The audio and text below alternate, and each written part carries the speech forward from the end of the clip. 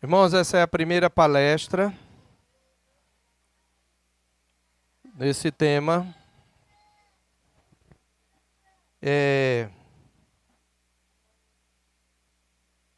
Efésios capítulo 4. Nós vamos ler dois trechos. Primeiro nós leremos capítulo 4 de 1 a 6. Depois leremos juntos só o 29, que é o nosso tema-chave. Efésios 4, atenção. Rogo-vos, pois eu, o prisioneiro no Senhor, que andeis de modo digno da vocação a que fostes chamados, com toda a humildade e mansidão, com longanimidade, suportando-vos uns aos outros em amor, esforçando-vos diligentemente por preservar a unidade do Espírito no vínculo da paz. Há somente um corpo e um Espírito, como também fostes chamados numa só esperança da vossa vocação. Há um só Senhor, uma só fé, um só batismo, um só Deus e Pai de todos, o qual é sobre todos, age por meio de todos e está em todos. 4:29 juntos. Vamos lá?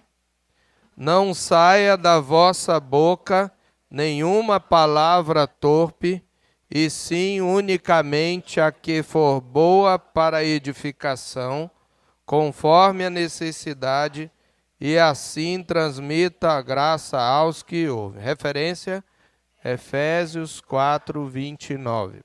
Irmãos, de certa maneira nós vamos começar, o que nós vamos trazer tem um pouco de revisão daquilo que nós vimos no ano passado, porque os pré-requisitos para uma comunicação bíblica são os mesmos pré-requisitos para o cuidado mútuo, tá?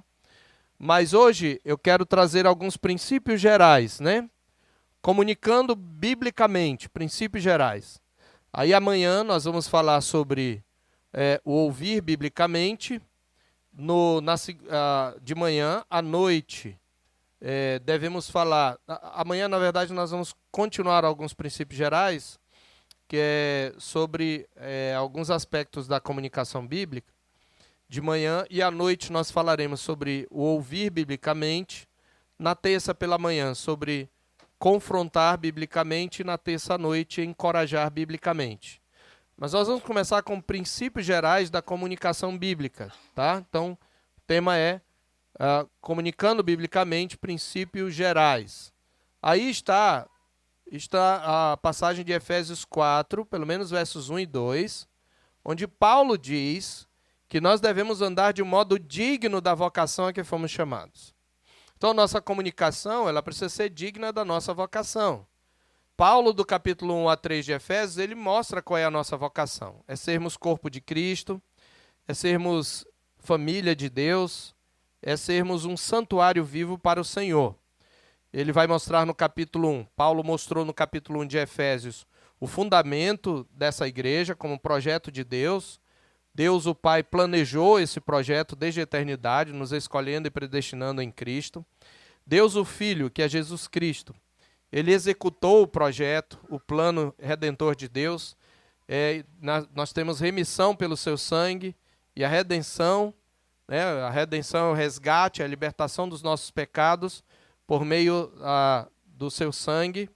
E a remissão é o perdão dos pecados. E aquilo que Deus Pai planejou e Deus Filho executou, Deus Espírito Santo aplicou ao nos desvendar o mistério da vontade divina, que foi proposta em Cristo, e quando nós cremos em Cristo, ao nos selar para o dia da redenção. Então Paulo mostra esse fundamento no capítulo 1. No capítulo 2, ele mostra a construção da igreja, como a igreja é edificada. Então ele vai mostrar que nós já estávamos mortos em nossos delitos e pecados, que pela sua misericórdia o Senhor Deus nos regenerou, nos ressuscitou juntamente com Cristo e nos trouxe para uma nova vida, e não só nos reconciliou com Deus, o Pai. Cristo não só nos reconciliou com o Pai, mas nos reconciliou com a comunidade da aliança. Do verso 1 ao 10, ele vai dizer que Cristo nos reconciliou para vivermos uma vida para a glória de Deus, por meio das boas obras. E do verso 11 até o 22, ele vai mostrar que Cristo também nos reconciliou com a sua igreja, com a comunidade dos santos, e fazendo-nos família de Deus e santuário de Deus. No capítulo 3, o apóstolo Paulo mostra o seu papel como apóstolo nesse grande plano de Deus. Ele é aquele que foi chamado para convidar os gentios a serem membros num só corpo em Cristo. E o capítulo 4, então, inicia o que seriam as aplicações práticas de tudo aquilo que Paulo fala sobre a igreja, do capítulo 1 a 3. E ele começa dizendo, olha, eu sou prisioneiro por essa causa. Eu fui preso por causa desse evangelho, por causa desse projeto chamado igreja. E nessa qualidade de prisioneiro no Senhor, eu rogo a vocês que vivam uma vida digna daquilo que vocês são. E eu quero que você entenda aqui que tudo que nós vamos falar é em função de quem nós já somos. Não é algo que nós vamos fazer para nos tornarmos. Não é algo que nós vamos fazer para sermos salvos, sermos justificados. É algo que nós vamos fazer por causa daquilo que Cristo fez. Os imperativos da vida cristã, eles são uma consequência e uma evidência dos indicativos. Indicativos é aquilo que Deus fez. Imperativo é aquilo que Ele nos ordena fazer. Então, Paulo diz, olha, vocês foram chamados desde a eternidade, eficazmente. Então, vivam de um modo digno. Há um filme muito querido aí, principalmente das meninas, né? Eu esqueci o nome do filme, mas é uma moça, ela é cristã e conhece um rapaz que não é cristão. O filme tem alguns erros aí, né? Porque casamento é julgo desigual e tudo. Mas termina muito bonito, porque no final ele se converte e tal. E é muito interessante quando ela fala para ele, acho que é Mandy Moore, o nome da atriz. Um amor para recordar. Todos lembram disso, nunca esquece. Um amor para recordar. E é interessante que tem uma hora que ela fala para ele assim, olha, que ele precisa aprender o seguinte, descubra quem você é e seja de propósito, né? Então eu gravei pelo menos isso do filme, isso aí foi bom. Descubra quem você é. Nós somos igreja de Deus, nós somos família de Deus. Então nós devemos viver dignamente. Então a nossa boca tem que falar coisas dignas da nossa vocação. Certo? A nossa comunicação tem que estar à altura de quem nós somos. E é sobre isso que eu quero tratar. Então, eu quero começar com, entre os princípios gerais, trazer uma compreensão dos princípios da edificação do corpo de Cristo, que estão baseados em Efésios 4, 15 e 16. Nesse texto, ele vai mostrar quem nós somos e como nós fomos preparados para ser o que somos.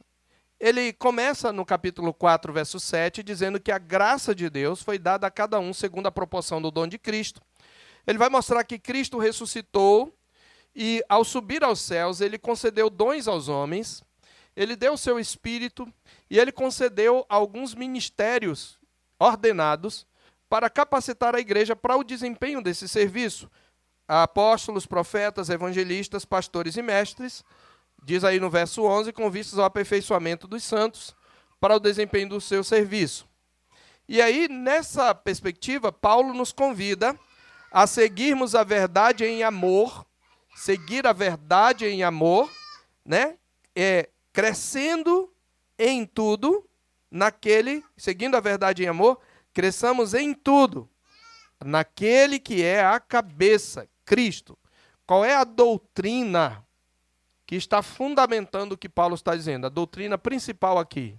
Cresçamos em tudo naquele que é a cabeça, Cristo. Qual é a doutrina? A união mística do crente com Cristo. Crescer só é possível se nós estivermos ligados à cabeça. Crescer naquele que é a cabeça. Naquele mostra que nós estamos em Cristo. É só porque eu tenho Cristo. Se você não tem Cristo, se não se converteu a Cristo, se não confessou a Cristo, não tem como crescer. Você precisa, antes de tudo, nascer de novo. Mas ele está dizendo que nós crescemos. E como é que nós crescemos? Seguindo a verdade em amor. E esse crescimento, ele é coletivo.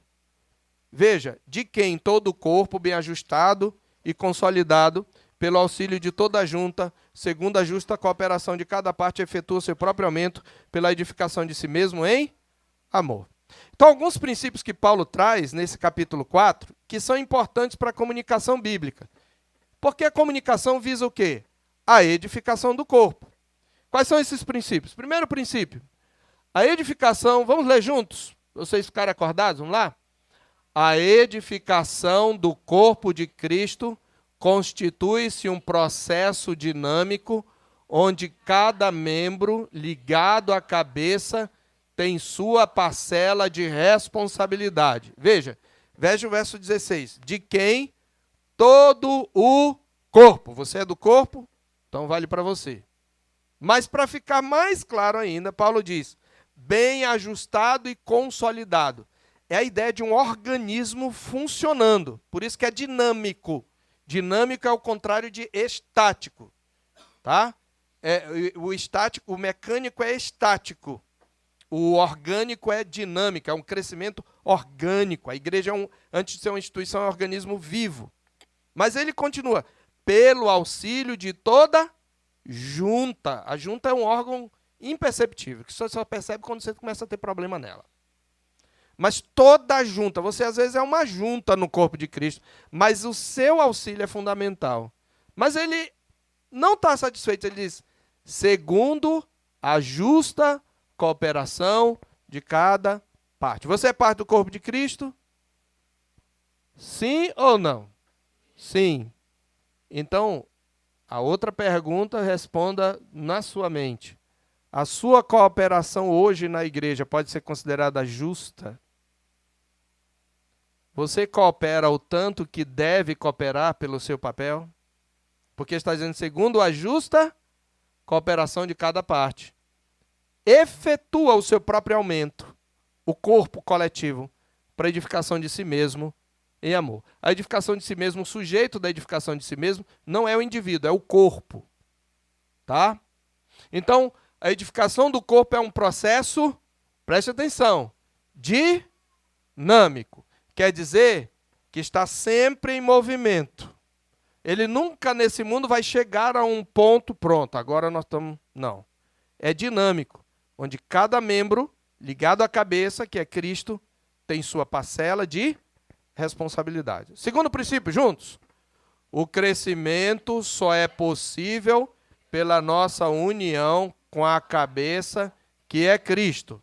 Então, se eu não tiver unido à cabeça, eu não posso produzir crescimento. A união mística com Cristo é a base, é a graça.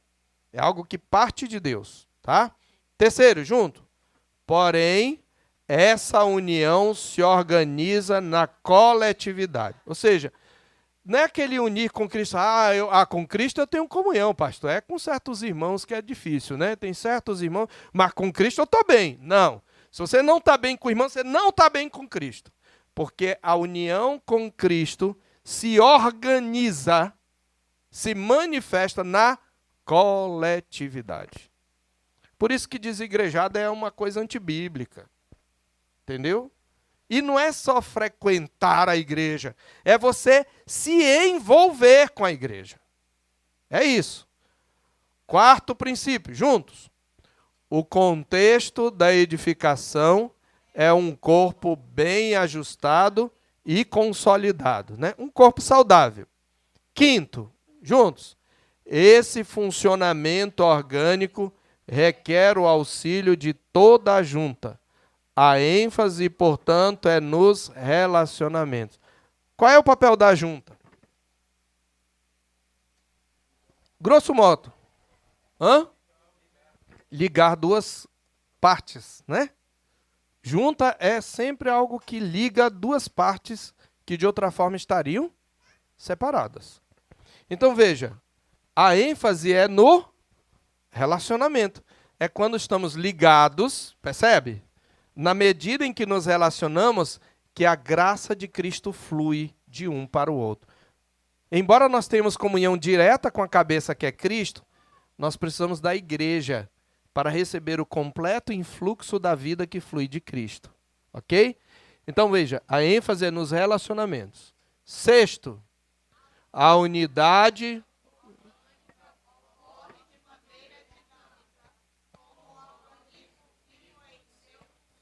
Você percebe que eu estou repetindo, né? Para ficar claro. Como um organismo vivo, um corpo funcionando, tá? Sétimo, consequente.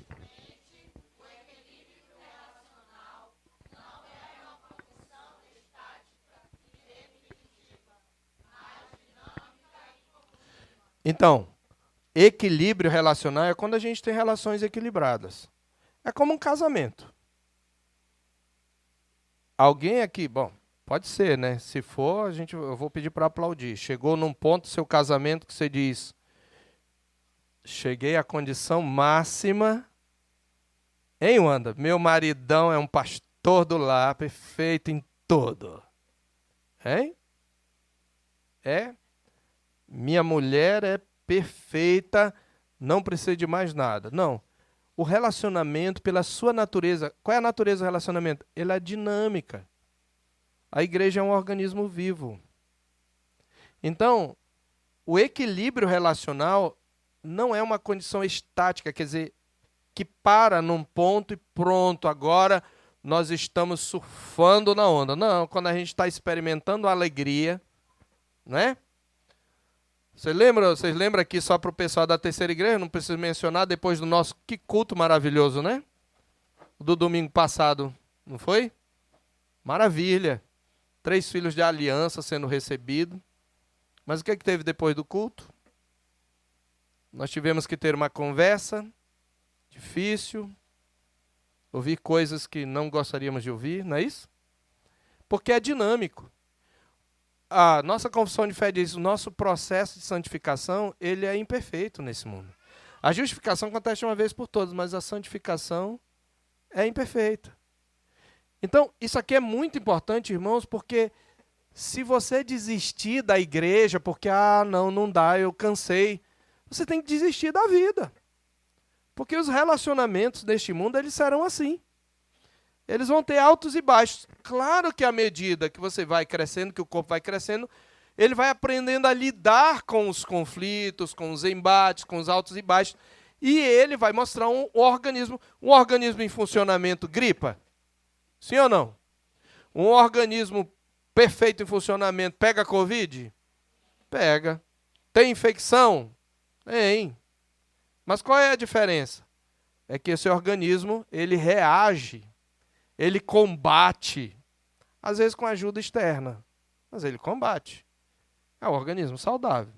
Agora, o organismo que vive, né, com infecção, com isso e aquilo, ele tem alguma coisa ali que está interferindo na sua saúde geral, tá? Então, esses são princípios. Mais um princípio, juntos. Porque...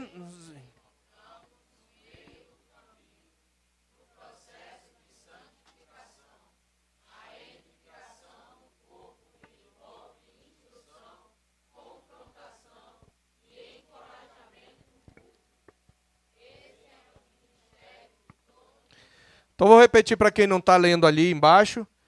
Nós nos encontramos no meio do caminho. Nós vimos isso ano passado. Nós não chegamos lá. Só vamos chegar lá quando Jesus vier. Ou quando a gente partir, estiver com Cristo. Então, nós, no processo de santificação, nós nos encontramos no meio do caminho. Então, enquanto isso, a edificação do corpo envolve, primeiro, instrução. É o que estamos tendo aqui. Confrontação. Vimos um exemplo hoje.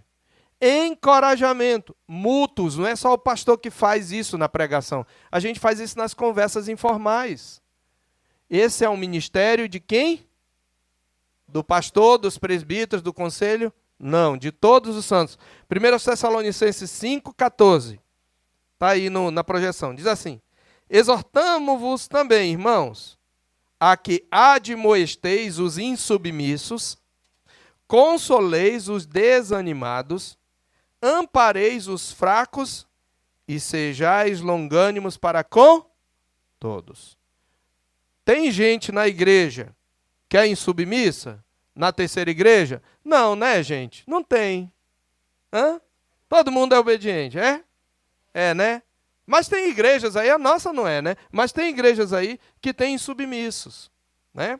Tem gente na igreja que está desanimado, sofreu alguma perda, algum baque, talvez caiu, já até se arrependeu, ou sofreu algum revés na vida e está meio desanimado, perdeu o ânimo, a gente percebe isso. Então a gente deve consolar. Se tem insubmisso, a gente tem que admoestar. E ele diz, tem gente fraca na igreja, gente que não consegue reagir, que não consegue lidar com os conflitos, precisa de amparo, precisa de um ombro amigo. que ampareis os fracos. Mas para com todos você tem que ser longânimo, paciente. Porque estamos no meio do caminho. É dinâmico. Então, quando eu trouxer alguns princípios da comunicação bíblica, com certeza, alguns de vocês vão de posse, vão decorar tudo. Aí tem aquele irmão que você quer tratar e você vai chegar lá e ele não responde do jeito que você pensa. Pelo contrário, você toma patada. Não dá certo não, eu vou embora. Não, não. Os princípios não garantem que vai dar certo a primeira vez. A garantia é que Deus transforma pessoas por meio da sua palavra. O seu Espírito aplica a palavra. Nós pregamos a palavra e deixamos o Espírito agir. Ok? Por isso nós temos que ser longânimos para com todos. E não é só para com os insubmissos, não. Tem uns desanimados que são desanimados, tão desanimados que a gente desiste de querer animar, não é não? Pastor, eu já estou ficando para baixo quando chego perto daquela pessoa. Eu já tentei animar, olha, vamos para a reunião da SAF, vamos lá para a departamental, mas ela é difícil, pastor. Aí fala, não, eu não sei, eu estou cansado. Cansa, não cansa? Tem uns que são difíceis de reagir. A gente tem que ser longânimo com todo mundo. Tem uns fracos aqui também que é fraco o tempo todo. Essa pessoa não se apruma, né? Cansei, pastor. Não, eu tenho que ter paciência e continuar. Às vezes eu preciso dar um tempo para ajudar ela a sentir. Mas não é porque eu desisti. Certo? Então, mais um princípio, vamos lá.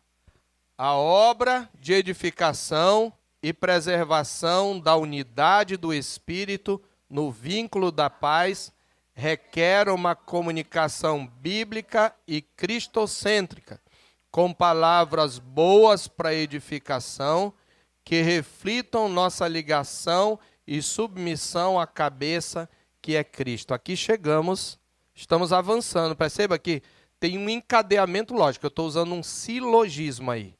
Esses princípios eles vão se encadeando e progredindo, a gente está chegando na comunicação bíblica. Então, para que a gente se edifique mutuamente, para que a gente preserve a unidade do Espírito, nós precisamos praticar a comunicação bíblica e cristocêntrica. Por quê? Porque nós estamos ligados à cabeça. Cristo é o centro, é o alvo, é a sala de aula, é o mestre, né? E é a lição. E para isso nós temos que ter palavras boas para edificação. E essas palavras têm que evidenciar que eu estou ligado a Cristo. Aquilo que eu falo precisa evidenciar que eu sou um com Cristo. Aquilo que eu falo, lembra, no mesmo contexto que Paulo confronta Pedro, o que ele diz? Não sou mais eu quem vive, mas Cristo vive em mim. E esse viver que tenho na carne, vivo pela fé no Filho de Deus que me amou e a si mesmo se entregou por mim. Então, a nossa comunicação deve ser bíblica. Próximo. Por causa da nossa pecaminosidade, a dinâmica de cultivar relacionamentos saudáveis e equilibrados, nos quais instruímos e aconselhamos uns aos outros, envolve conflitos e, consequentemente, desafios a uma comunicação bíblica. O que eu estou querendo dizer com isso? É fácil manter uma comunicação bíblica? Não. Por quê? Por causa da nossa pecaminosidade. Isso não é só aquele que você vai exortar, não. A sua pecaminosidade também. A minha pecaminosidade também. Por causa disso, essa dinâmica, ela envolve conflito. Porque por mais bíblico que você seja, e como eu trabalho no aconselhamento, como sou pastor, às vezes eu falo no gabinete assim, eu vou pegar leve, mas eu vou ser firme. E aí eu tô crente que eu tô sendo leve, né? E outro dia um irmão saiu da sala de aconselhamento e eu disse, como é que foi? Ele falou, rapaz, peguei uma surra para 10 jumentos. Né? E eu não fui tão pesado assim. Mas, dependendo do nosso coração, tanto do aconselhador que acha que não está sendo pesado e está, como do aconselhado, né? Tem gente que sai, depois eu fico sabendo que a própria pessoa fala, né? Ou comenta com outros. Rapaz, eu acho que o pastor está com raiva de mim. Alguns já chegaram à conclusão, o pastor não gosta de mim. Porque falou aquilo. Né? E talvez você tenha tido essa experiência como mesmo. Você foi falar para a pessoa veio com 7 pedras na mão, você tem certeza que foi bíblico. Né? Então, é um desafio. Veja, envolve conflitos e desafios a uma comunicação bíblica. Então, eu já quero dizer para você que não é fácil. Por quê? Porque eu e você somos pecadores. A gente tem um compromisso maior com a autoproteção do que com a edificação do corpo. E quando a nossa proteção, a nossa segurança é ameaçada, a gente prefere não encarar a bronca. Certo? Muito bem. Em segundo lugar, primeiro ponto foram princípios gerais. Agora, quais são os pré-requisitos para a comunicação bíblica? O que a gente vai fazer agora é uma breve revisão do que vimos no ano passado. Lá nós falamos sobre pré-requisitos para o cuidado mútuo.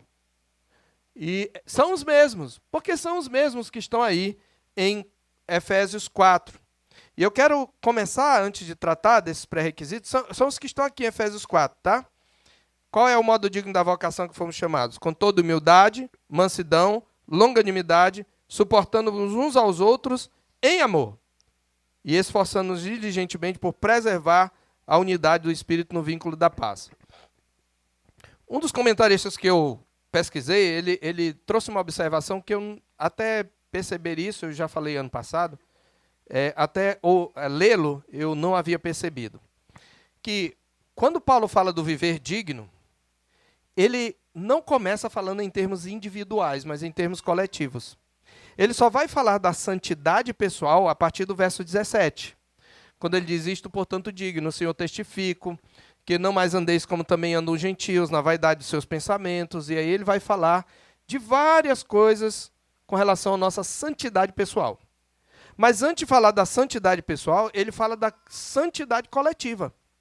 E a santidade coletiva, ela se faz por meio de relacionamentos saudáveis. E para ter isso, ele enfatiza virtudes que só podem ser manifestadas principalmente de maneira coletiva. Humildade, mansidão, longanimidade, suportar uns aos outros. É algo que eu só cultivo em relacionamento. Eu não posso cultivar sozinho. Então, esses são os pré-requisitos. Para você comunicar biblicamente, você precisa de humildade. O que é a humildade? Nós vamos rapidamente tentar entender. Conforme Filipenses 2, que fala que nada devemos fazer por partidarismo ou vanglória, mas por humildade, eu tiro de Filipenses essa definição. A humildade é contrária, é a atitude oposta ao partidarismo ou vanglória. Então, esse é o primeiro princípio do conceito. O que é a humildade?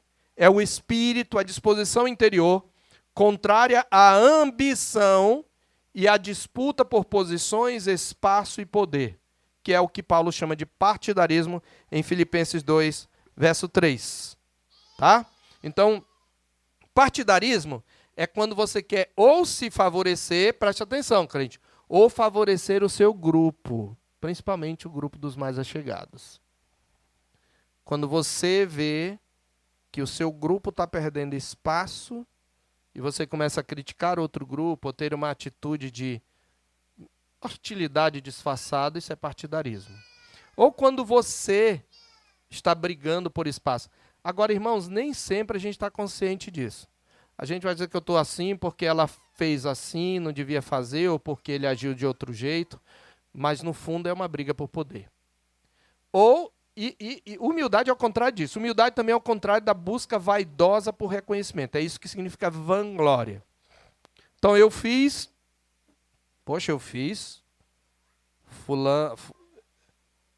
fulana fez, ficou nem tão bom assim, pastor se rasgou em elogio. Quando eu fiz, nem obrigado. Sabe como a Bíblia chama isso? Pode ser que você tenha razão? Pode. Mas sabe como a Bíblia chama o teu sentimento? Inveja e vanglória. Eu deveria ter sido reconhecido. Mas o Senhor Jesus falou que não veja a tua direita o que a esquerda faz, ou vice-versa. Para que o teu pai veja e te recompense em secreto. Humildade é o contrário do partidarismo e da vanglória. Humildade é não se colocar acima dos outros, mas tratá-los como superiores. Ele diz, considerando cada um os outros superiores a si mesmo. O que é tratar como superior? É quando você abre mão dos seus direitos por um superior. Você dá preferência a um superior. Você não faz isso em relação ao pecado, obviamente. Mas você trata um outro como superior. Você o trata considerando como se fosse alguém melhor que você. Mesmo que no seu coração você saiba que ele não é. Você tem que tratar. Humildade é não ter em vista, em primeiro lugar, seus próprios interesses, mas os do próximo. Em Filipenses também, Paulo diz, não tem em vista cada um o que é propriamente seu, senão cada qual o que é dos outros.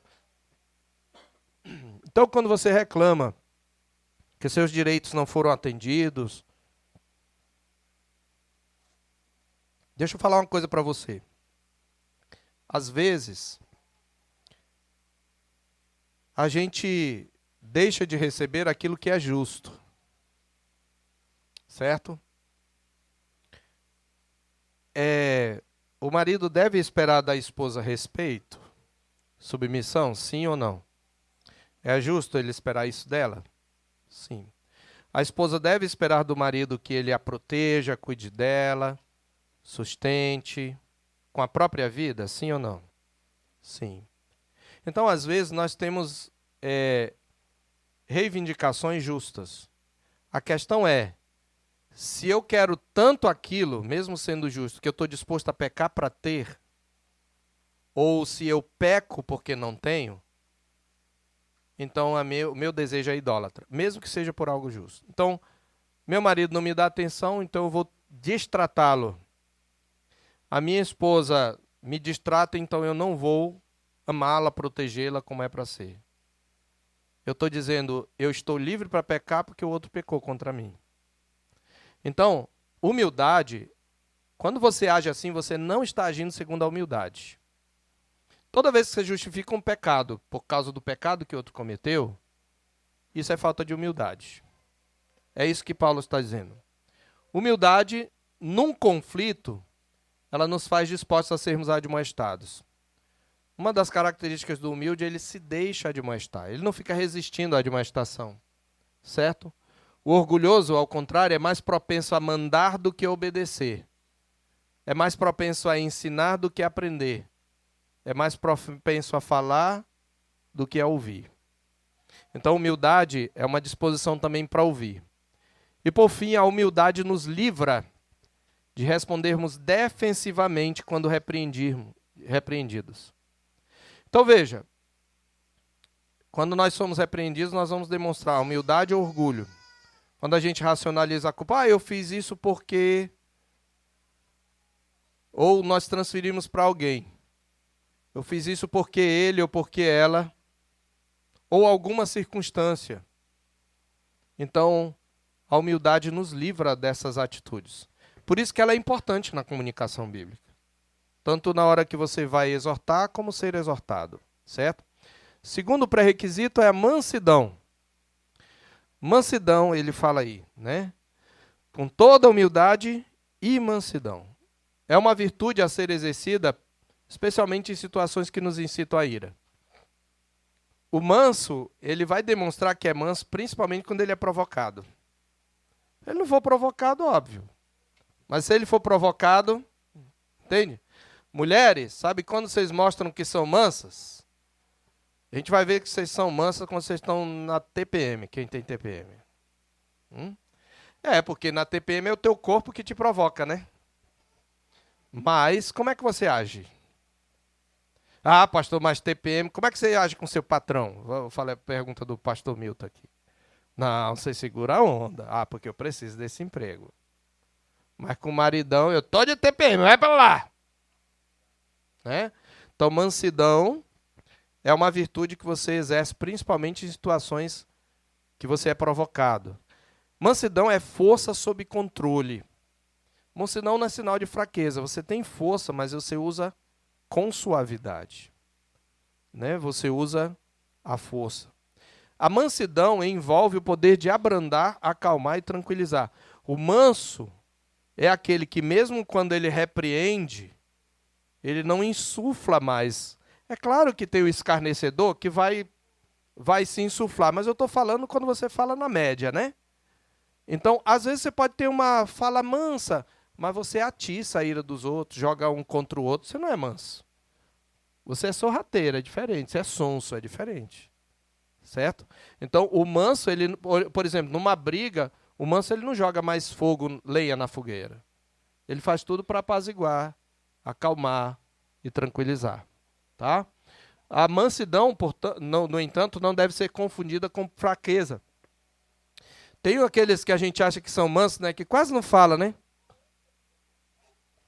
Para não dar recado.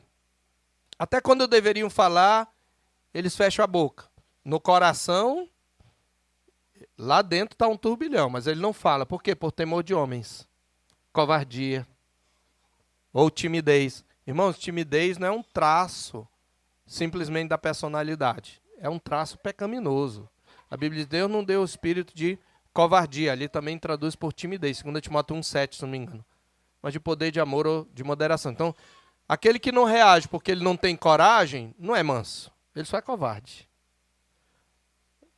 Você mostra que é manso quando você sabe que tem força para reagir, até para esmagar o oponente, mas você não usa a força para esmagar o oponente. A sua força é concentrada, é subjugada, é controlada numa exortação firme. A mansidão, para a gente entender o que é, ela nos capacita, primeiro, a aproveitar a ira justa por um fim que Deus aprova. A ira pode ser justa, mas se ela me levar a um fim que Deus desaprova, ela se tornou pecaminosa, mesmo que o seu fundamento tenha sido justo. A mansidão nos capacita a saber como pensar durante uma provocação. Tem gente que quando é provocado perde as estribeiras, não pensa mais. Aquela palavra que irritou. A mansidão ela nos ajuda a saber como pensar durante uma provocação. Ou seja, o manso ele se mantém calmo, pensando bem qual é a melhor palavra para responder aquela provocação. Tá? A mansidão também, ela nos capacita a controlar, pelo poder do Espírito Santo, os próprios pensamentos, a língua, até o semblante. Porque tem gente que não fala nada, mas o semblante é pior ainda. É horrível. Você fala alguma coisa, a pessoa... O que é que você quer dizer com isso? Não, nada. Isso é pior do que a pessoa falar, né? Você não sabe, então você faz caras e bocas. É claro que num confronto, a nossa expressão às vezes é instintiva, mas a gente precisa lembrar que a mansidão é a capacidade de controlar, pelo poder do Espírito Santo, os próprios pensamentos, a língua, o semblante, a linguagem corporal durante a provocação. Mansidão é quase um sinônimo de domínio próprio, com a diferença que domínio próprio é mais abrangente, também se estende aos nossos desejos, por exemplo, né? Aos outros desejos, mas também à nossa ira. Tá? Mansidão nos capacita a permanecer em silêncio quando sob ira, para considerar uma resposta mais apropriada. Preste atenção. Tem aquela hora que você está morrendo de raiva, alguém fez algo, seu filho fez algo, seu filho, você está morrendo de raiva, e se você falar pela sua raiva, você vai descarregar a raiva e não vai trazer exortação. Mansidão é a capacidade de permanecer em silêncio quando você está morrendo de raiva, porque você sabe que sua raiva não é um bom guia. E aí você espera uma resposta mais apropriada. Provérbios 15, 20. Provérbios 15, 20.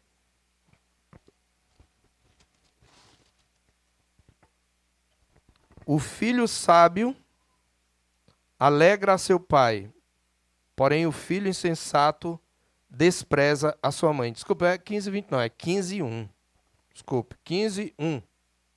Está 15, 20 aí, mas é 15, 1. A resposta branda desvia Por que desvia? O que isso traz para você? O que você pensa? Por que desvia o furor? O que isso pressupõe? A resposta branda desvia o furor. O que isso pressupõe? Pressupõe alguém que falou com ira. Alguém que se dirigiu a mim com furor. Então, quando alguém agride você porque está com raiva, qual é a nossa tendência?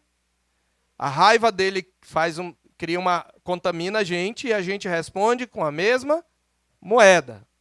Mas o que a Escritura está dizendo? O que vai desviar aquela raiva que o outro lançou sobre mim?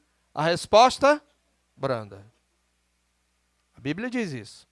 Experimenta. Alguém gritou com você, você responde, mas de maneira baixa, olha nos olhos. Se chegou num bate-boca, não vou bater boca com você, mas meu ponto é esse, depois a gente conversa e deixa o outro falando. Desvia o furor. A tendência é a pessoa... Eu me lembro quando um colega, que é professor também universitário, ele estava lá em Caracaraí para atender algumas demandas dos alunos representando a universidade. Ele é crente, pastor. E eu me lembro que ele estava sentado e uma aluna muito zangada com a universidade, porque não mandava mais professor, começou a gritar com ele. Porque não sei o quê, porque os nossos direitos e tal. E ele escrevendo calmamente, ele virou. Sim, moça, eu estou lhe entendendo, mas fale baixo, por favor. Não, mas é porque os nossos direitos. Sim, eu lhe entendi, mas fale baixo, você não precisa gritar. Não, por quê? Resposta branda. Desviou, furou. Foi firme, repreendeu a moça, mas manteve a calma. Percebe? Então, isso é mansidão. Em Tiago 1, 19 e 20 diz: sabeis estas coisas, meus amados irmãos? Todo homem seja pronto para ouvir, tardio para falar. A palavra aí, tardio, é a palavra grega para lerdo. Lerdo para falar. Mas não é toda hora, não. Tem hora que você tiver a falar, você é lerdo. Não é para ser lerdo nessa hora, não. É lerdo na hora que você precisa ficar calado. E tardio para se irar. Por quê? A ira do homem não há... Por que a gente se ira? Porque não é justo, pastor, não é? Então a gente se ira em nome da justiça. Está dizendo que a minha ira, a ira humana, não produz a justiça divina. Então eu tenho que prestar atenção. Então, a mansidão me capacita a permanecer em silêncio quando sob ira, para considerar uma resposta apropriada. Mansidão envolve não se permitir ficar remoendo a provocação. Atenção, os caladinhos, os calmos, que não gritam nunca. Eles são os mais tendentes a ficarem remoendo. Eles não respondem, não falam nada, ficam calados em silêncio, mas a cara fechada, ninguém sabe por quê, e eles ficam remoendo lá dentro, eles xingam, fazem tudo, entram em guerra, faz tudo. Isso não é mansidão, tá? Se você remoe a provocação, aquilo fica repetindo. Quanto menos manso você for, mais você vai remoer, mais você vai relembrar para si mesmo a provocação. Mansidão é o contrário disso. Vamos ao terceiro pré-requisito, longanimidade. Ele diz, com toda longanimidade. Longanimidade é o autocontrole que não se apressa em retribuir o mal sofrido, disse um certo comentarista, T.K. Abbott, um biblista. A longanimidade é uma das manifestações do domínio próprio. É um sinônimo de paciência. Vem de duas palavras, longo ânimo. Ou seja, não é só que você demora para estourar, para gritar, mas você também demora para desanimar. Presta atenção. Olha só como atinge todo mundo, irmãos. Porque a gente pensa que o paciente, o impaciente, é só aquele que tudo já quer falar e tal. É verdade, ele é impaciente, desculpe. Só que ele demonstra essa impaciência dele. Mas existe o impaciente que ele não demonstra, certo? Mas ele fica remoendo, certo? Ele fica ali pensando. Ele não tem paciência. E ele desanima. Ele não estoura com os outros, mas ele se amofina. Às vezes até dando razão para o outro. Eu sou assim mesmo. E aí ele fica para baixo. Isso também é falta de mansidão. Ok? A mansidão é a tolerância que suporta as injúrias e ofensas sem ceder à ira ou à vingança. Se não me engano, essa é uma definição de Aristóteles, inclusive. A longanimidade é a tolerância que suporta as injúrias e ofensas sem ceder à ira ou à vingança.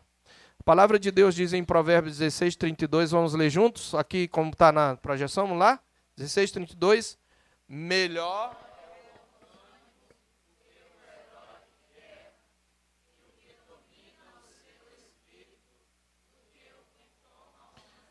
Então, o valente não é aquele que toma a cidade.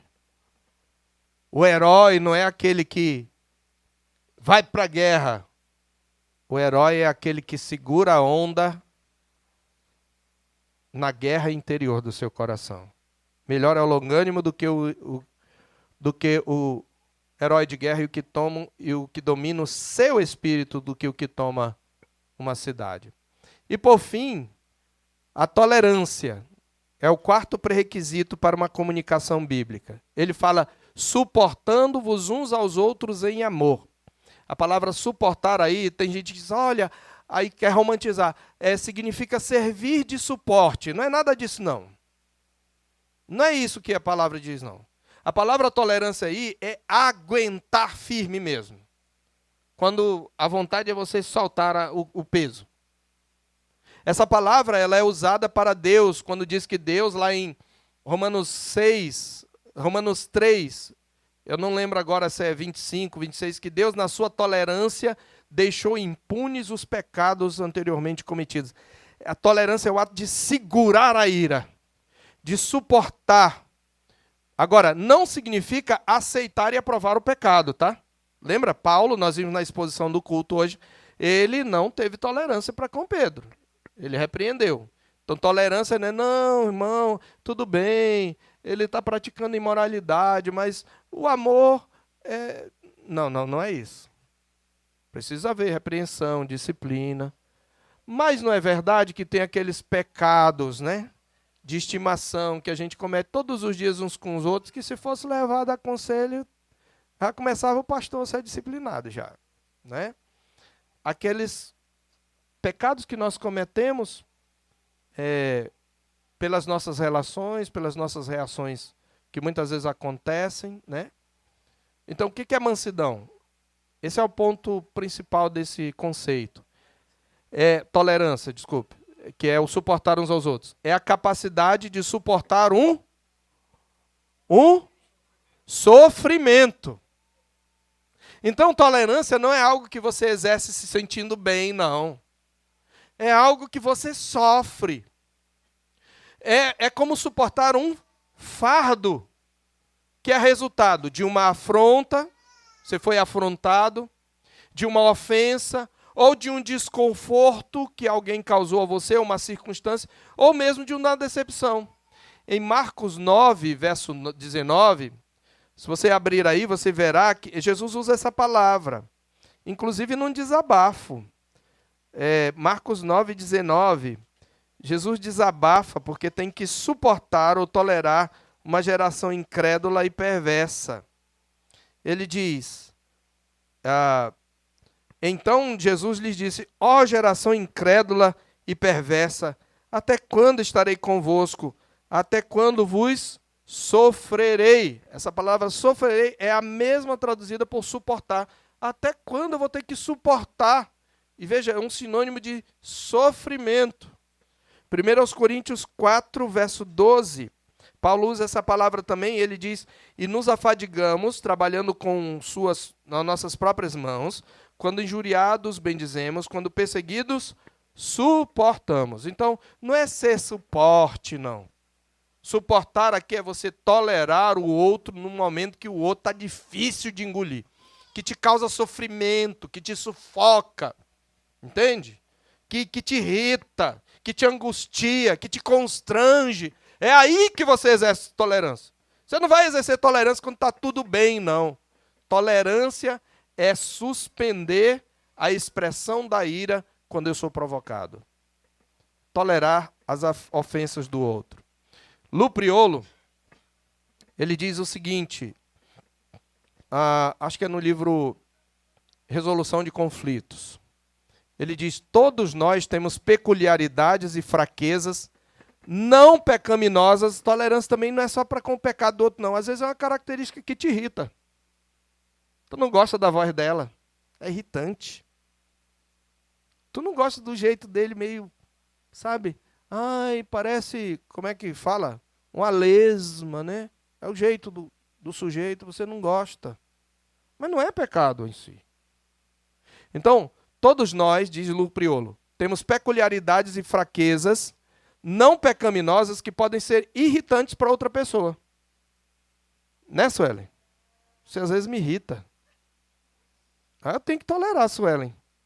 Muitas vezes são a causa de conflitos sérios, mas deveriam ser não se praticarmos uma amorosa tolerância. Ok? Curtis Heffelfinger, acho que o livro é Os Conflitos no Lar e as Escolhas do Pacificador. Ele diz o seguinte, humildade, mansidão e longanimidade se combinarão no coração de um pacificador extraordinário para suportar muitas outras pecaminosidades. Esses frutos sobrenaturais farão com que você suporte uma tonelada de tolices. Né? Então você tem que suportar isso daí. Tá? Então, meus irmãos, eu vou trazer aqui, esse é o último slide, tá? É só introdutório, à noite nós teremos um outro sermão e amanhã nós continuamos as palestras. Terminando esses princípios introdutórios, comunicação bíblica é mais difícil quando nós temos conflito, né? Então, por isso, nós vamos falar de comunicação em conflito, tá? E eu quero começar, na verdade, trazer a transição para amanhã, dizendo o seguinte, nós sempre temos conflitos relacionados a três áreas, tá? São 3 áreas em que nós temos conflitos e nós temos que exercer comunicação bíblica. Qual é o primeiro tipo de conflitos interpessoais? Vamos repetir? Relacionados às nossas diferenças. Às vezes a gente tem conflito um com o outro, não por causa de pecado, mas pelas nossas diferenças. Diferença de personalidade. O mais agitadinho não gosta, ele se irrita com os mais devagar.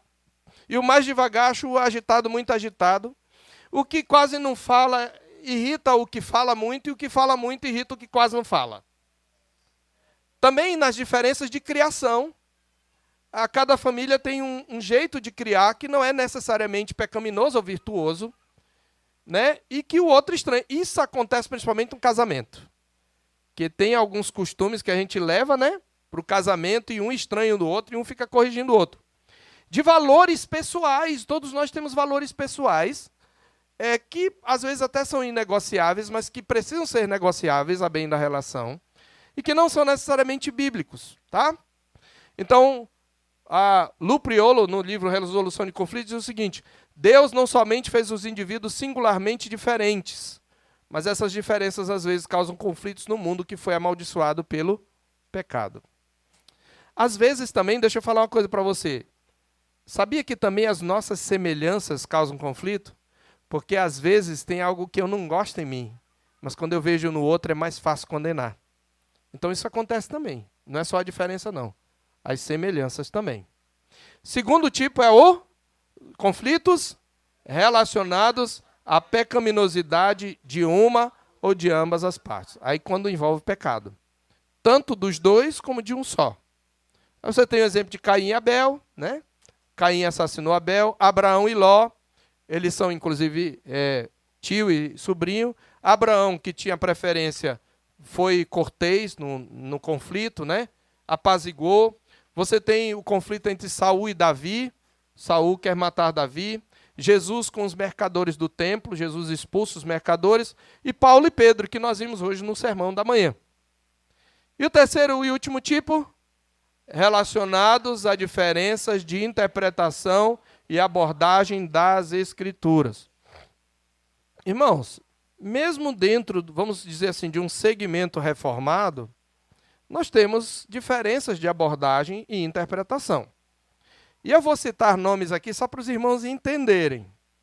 Até porque tem ovelhas dele aqui. No último sábado, foi sábado ou sexta? Minha esposa não está aqui para dizer. Acho que foi sexta-feira.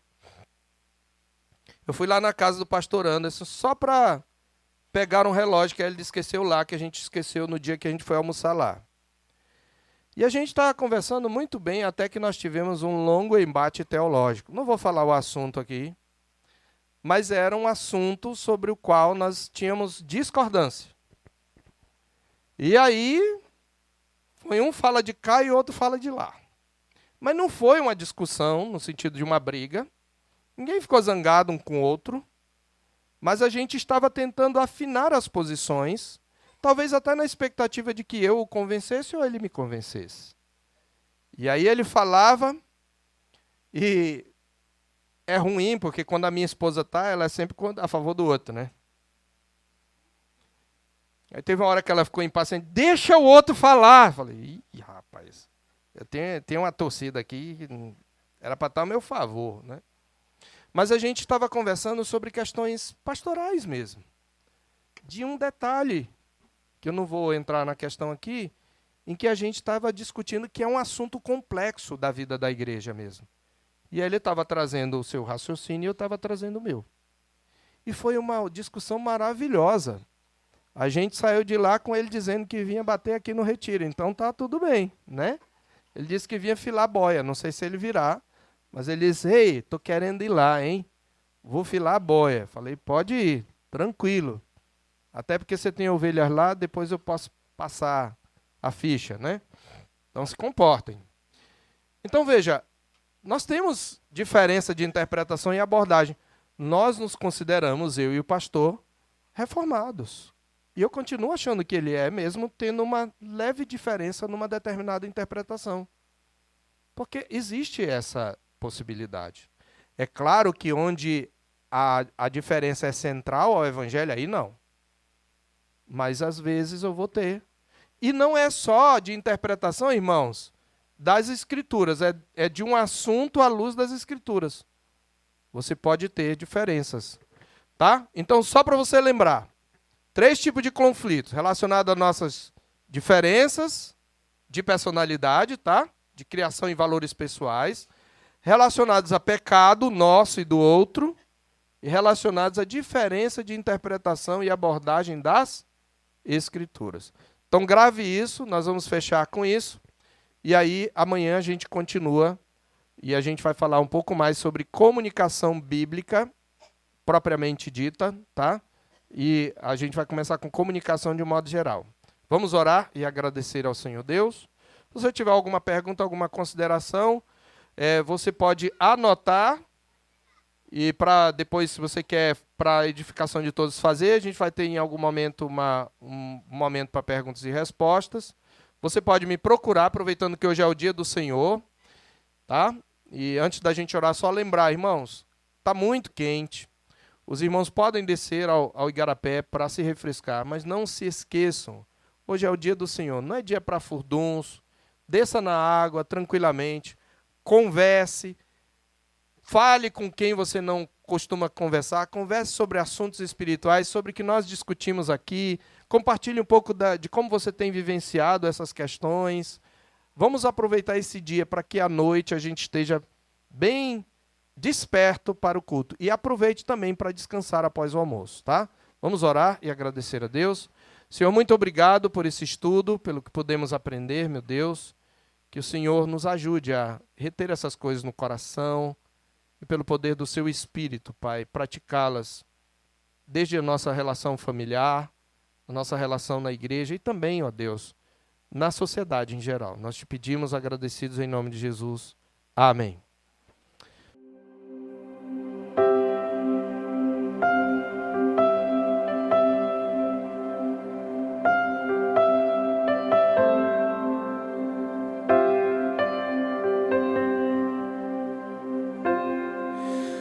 Tu és bem-vindo aqui.